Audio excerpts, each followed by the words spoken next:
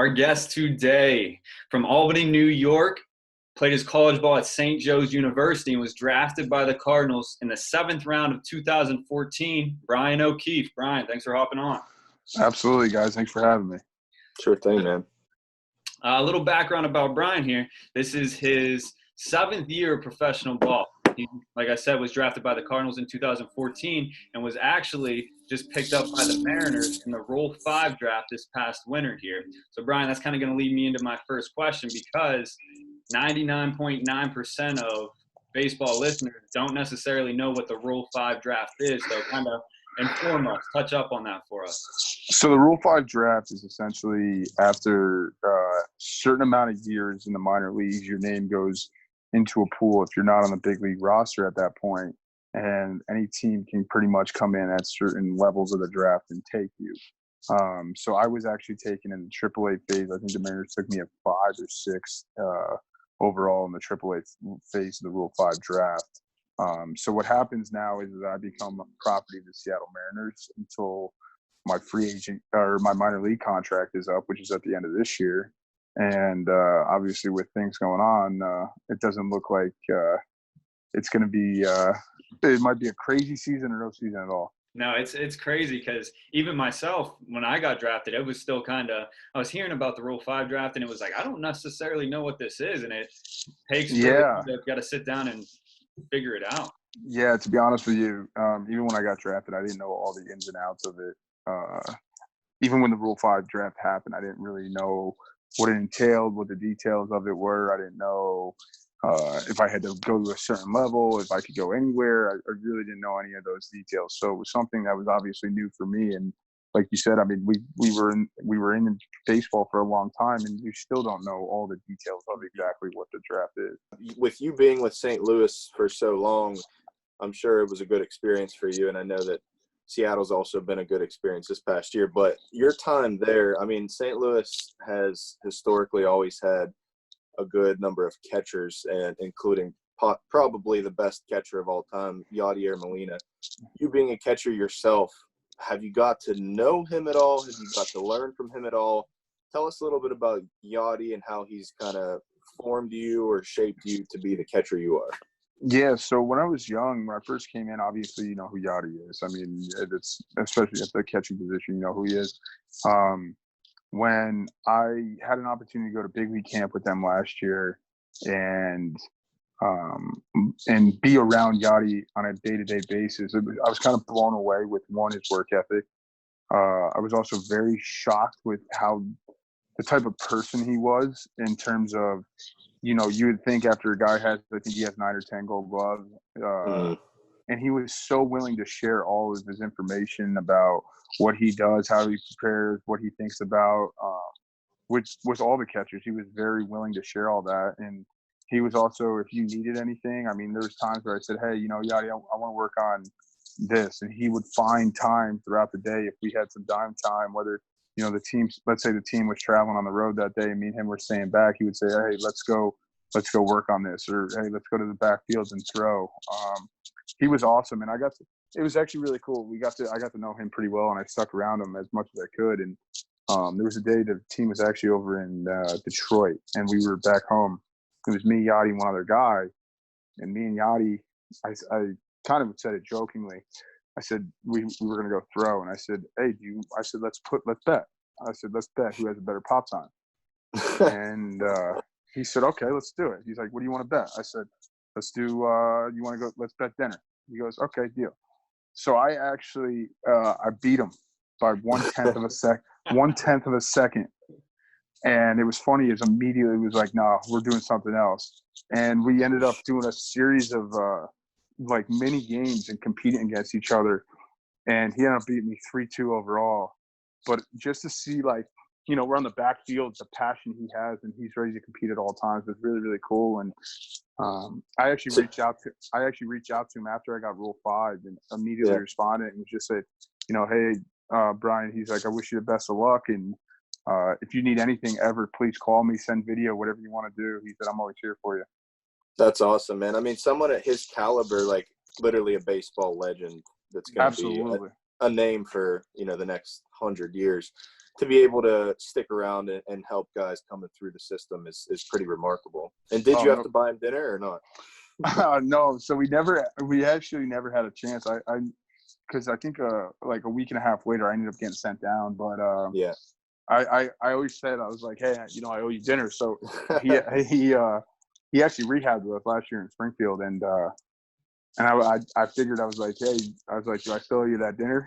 He's like, nah, you're good. And he ended up, I think he ended up getting a steak and lobster 3 nights right.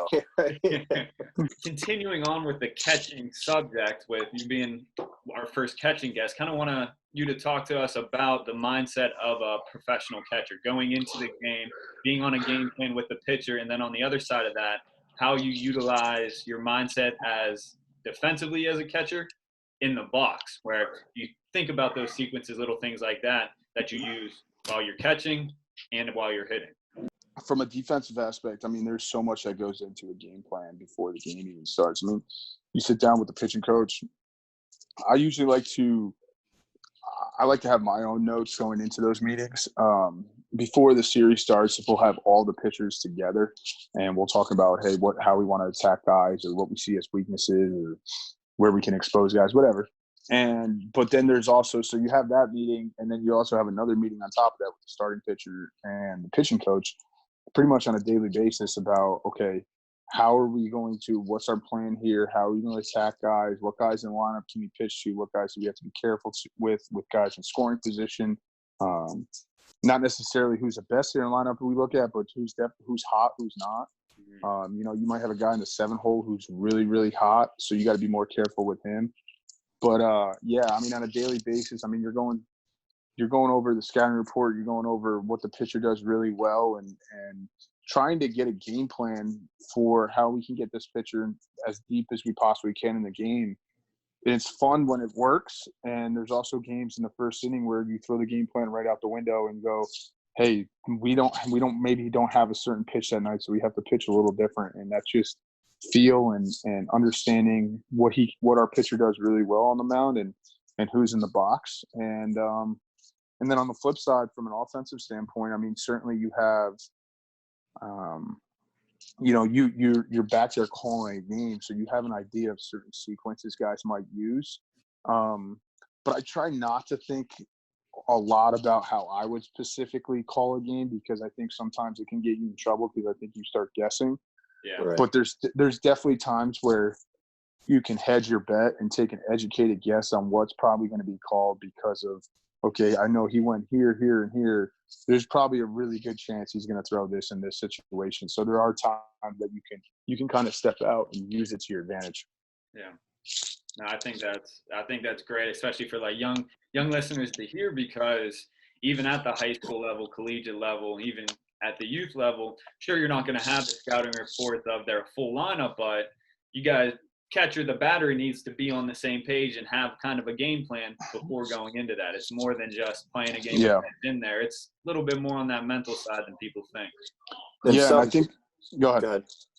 No, I was just going to say, catchers are the captains of the field, man. And, like, that's something – I've been a pitcher all the way through college, and that's the first person I would respect that I would come to. Like, sometimes over the coaches, like, I'd go to the catcher and be like, yo, what are you seeing? What's wrong? What should I work on? So yeah, and I think that plays into a whole other thing. Is I think, like you talked about, I was with St. Louis for 6 years and then just got Rule 5. And, I had played with everybody from Jack Flaherty to Ryan Helsley to Gomber and every Hicks and everybody in between. So I knew pretty much everybody in that system. I knew what they could do. I knew what they couldn't do. I knew where we could go if we got in trouble. And then all of a sudden, but that was also took years of building relationships and trust between us. And now you come to a new organization and you got to re-earn that trust. It's not something that's just given. And I think that it's really just, I almost think that it can't be taught in a way. You can't just say, oh, why don't you do this? Well, if a guy doesn't know you and you suggest something, your trust might go right out the window. So you really have to understand who you're talking to and what type of guy he is, and get to know him. And for those young guys, I challenge you is like, even when I was in high school or college, I was always hanging around our pitching staff, because if they trust you, they want to throw to you, and that's an easy way to get into the game, even if you're, struggling offensively. If guys want to throw to you as catchers, there's no better compliment to have as a catcher, because it means they trust you, and two, it means that there's going to be a really good opportunity for you to get in the game. When you said, challenge these younger guys, these viewers, anybody listening, during this crazy time right now, something we've been asking everybody, and pretty similar advice. But what kind of advice do you have for youth players, high school players, even collegiate guys right now? They're locked up, can't do much, I would say for the older guys, especially the college guys, and I'll work backwards, I guess, in a way. College guys, honestly, you're at a level where your skills are pretty good. They're pretty honed. One of the things is, I would say for the college guys, is start to build your mind up. And what I mean by that is, for me, it was a lot of reading. I read a lot of different books. There was baseball books. There was books on Navy SEALs. It was books on business people. There was movie stars, whoever, everything in between. And what I start to notice is they kept saying the same thing over and over, maybe a little differently. And so I started to kind of change how I thought about the game and how I could apply to my life and use it to better myself.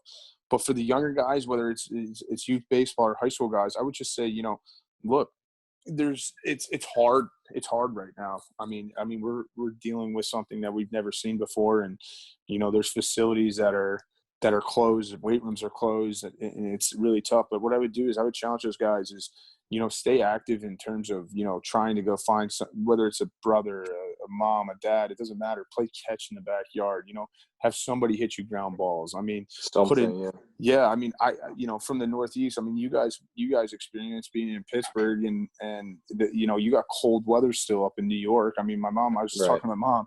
She said they got snow this morning. So, it's not easy, but I mean, go get a net and put it up in your garage. I mean, that's how I did it when I was young. I put a huge net up in the garage and I would just sit for hours out there with music on. Yeah. And, just find something to do to work on little aspects of your game. Yeah. Right, man. We had two different guys. Your buddy, Andy Young, actually said he's all about working on his mental game right now. Keeps a notebook. Had a guy, CJ Beatty. You probably actually know CJ. Yeah. Yeah. And he's all about the mental side of things right now. And we had a collegiate coach tell us, doesn't matter what sport it is, just go do something to keep your athleticism kind of in mind. Absolutely.